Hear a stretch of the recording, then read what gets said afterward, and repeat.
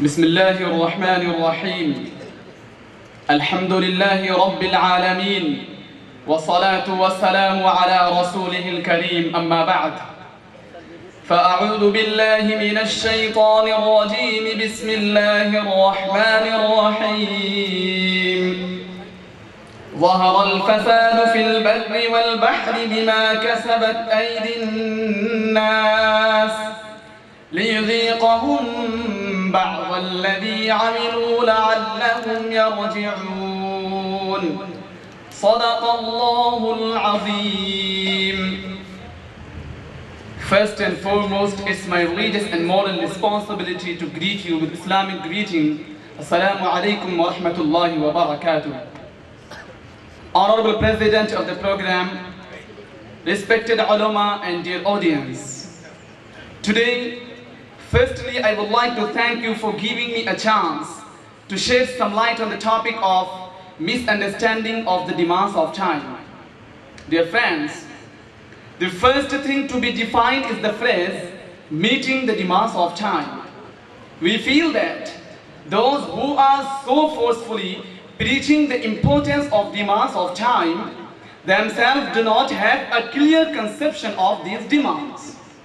They are simply making the ambiguous claims that religious scholars are opposed to the demands of time.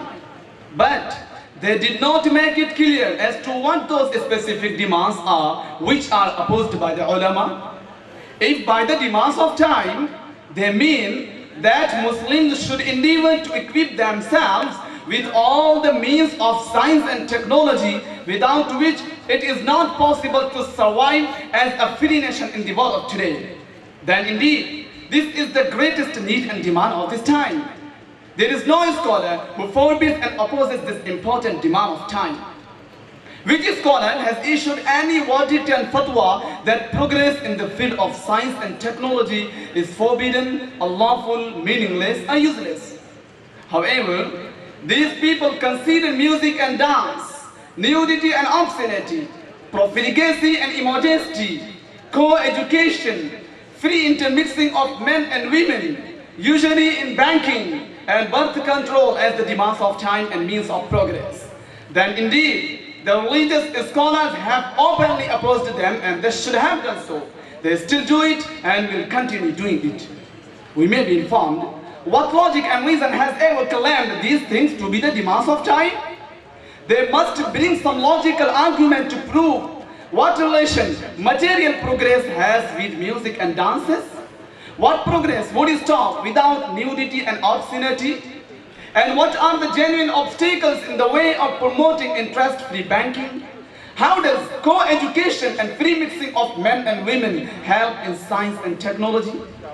Dear intellectuals, the modernists may call music and dances, co-education, mixed gatherings and so on as the demands of time. But in view of the circumstances, we sincerely believe that the greatest need and demand of the present time is that the Islamic world should totally eradicate these things with full might and power. This is because the magnitude of the fatalities that have come to the forefront in the 20th century have never been witnessed. The very Western intelligentsia itself is showing a clear signs of extreme anxiety and restlessness on their premature but immoral and irrational social advancement. Dear far-sighted friends, I do wish to quote here the words of philosopher poet Iqbal who said, "Quwwat-e Maghrib na az chango rubab, Quwwat-e Maghrib na az chango rubab, ne zarakhso dukhtarane behijab, ne za sihre sahirane lana rust, ne za uriya saq wa ne az qat' must, mahkami urana az ladini ist, ne farogash az khatt latini ist, Quwwat-e afran az ilm fan ist, az hami atish tiragash roshan ist, حكمة قطع بريد جاما نست ماني علم هنر عماما نست." Power of the West is not due to flutes and guitars, nor due to dances of wellness girls, nor due to the spell of their magical beauty, nor to their naked legs, nor to their trimmed hairstyle. Their supremacy is not due to secularism, nor is their progress due to Latin script. Their power is due to science and technology. It's this fuel that is burning in their lamps. Wisdom does not lie in how the clothes are tailored, and the turban is no obstruction for science and technology. Esteemed dignitaries, now the modernists of Islam want to make similar amendments by considering Islam equal to Christianity, and scholars of Islam parallel to popes, and regard themselves as Luthers and Rousseaus of their time. In this way, they want to become the reformers of the Muslim nation by opposing and defaming the religious scholars. They aspire that some Henry will soon appear and he will grace them by accepting their ideology and then officially implementing it forever. Thus the coming generations will regard them in such high esteem as is the case of hero worship with Luther and Rousseau, etc. Respected elders, Islam is neither a spiritless religion like Christianity to have any fear or danger from scientific and technological advancement, nor its religious scholars have ever opposed the science and technology as the popes had done. Neither does it need any Martin Luther, Rousseau are reigning for its survival. That's why in the history of this religion, all those who tried to amend, manipulate and modernize it got nothing but reproach and condemnation. In the history of this religion, the advocates of modernism have not been called Luther and Calvin, but the modernists of our history are remembered by the names of Musaylima, Abdullah ibn Sabah, Abu Musa Mazdar, Hassan ibn Sabbah, Abul Fazl Faizi, Karamat and Kamal Ataturk. Even their children would feel ashamed of their lineage with these names. The opponents of Luther and Calvin are mentioned with great disregard by the Christians.